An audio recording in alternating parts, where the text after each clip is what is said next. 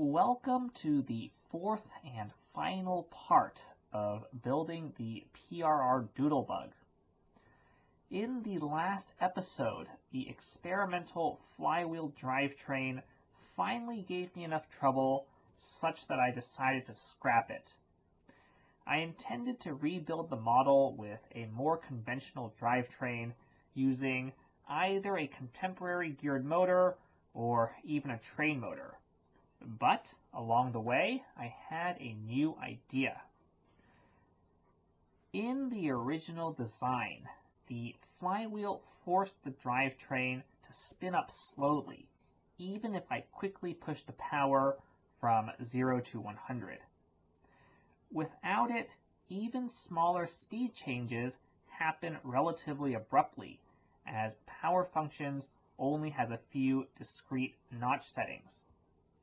Well, even the most basic powered up control scheme can use sliders with much finer input granularity, and technically I can get smooth acceleration just by doing it manually.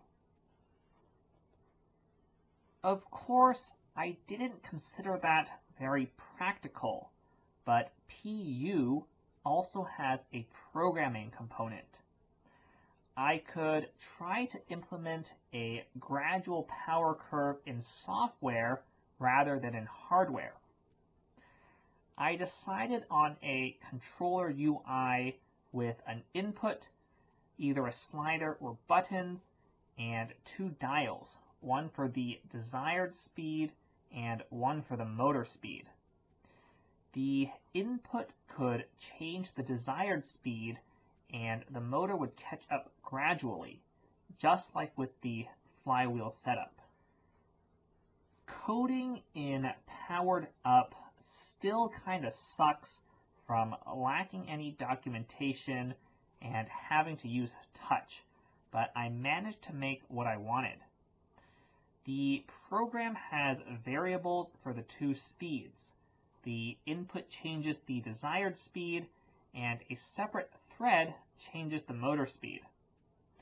On every loop, the code compares the two variables and adjusts the motor speed slightly up or down.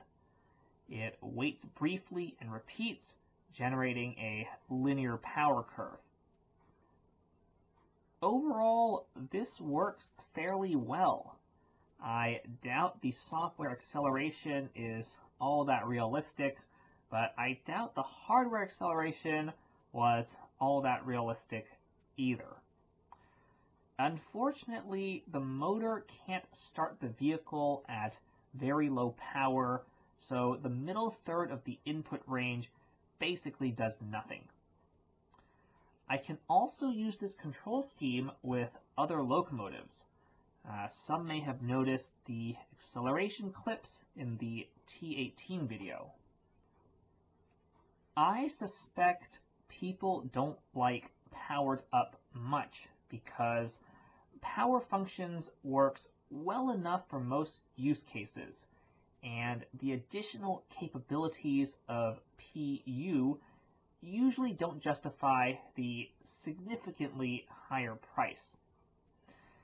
Nonetheless, I think this application shows some of the potential, and once I develop code, I don't need to do it again, though moving programs from one device to another remains a pain.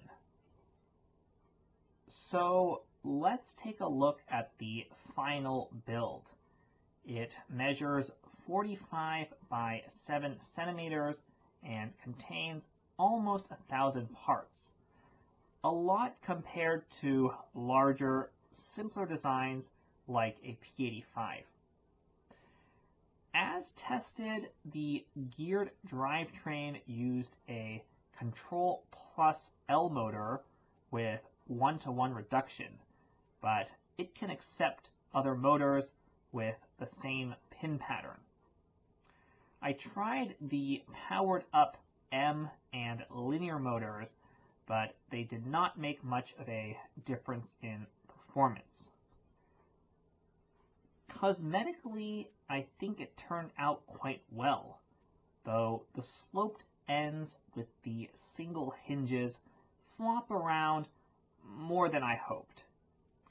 The roof comes off to access the motor and batteries, and the vehicle can accept a wide variety of electronics and power plants, from power functions and geared motors to powered up and train motors.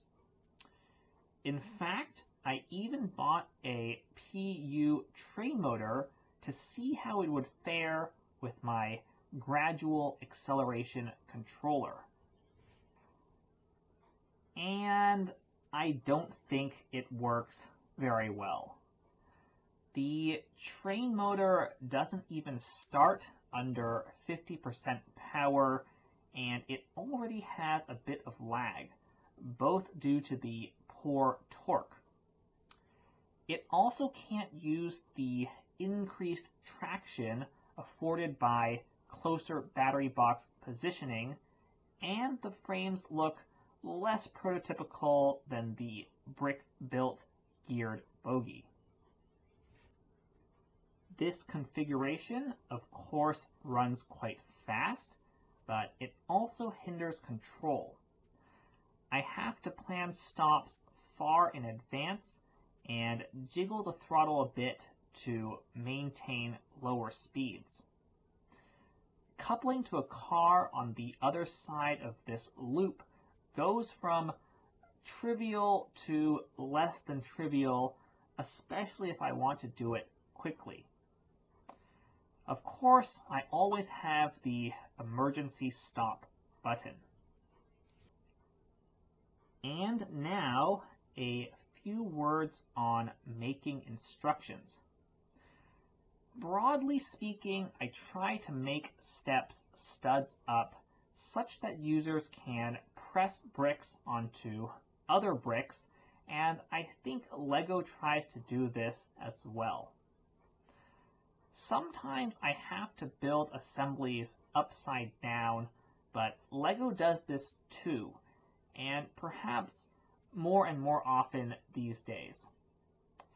I also try to stick to sanctioned construction techniques, though those also vary over time.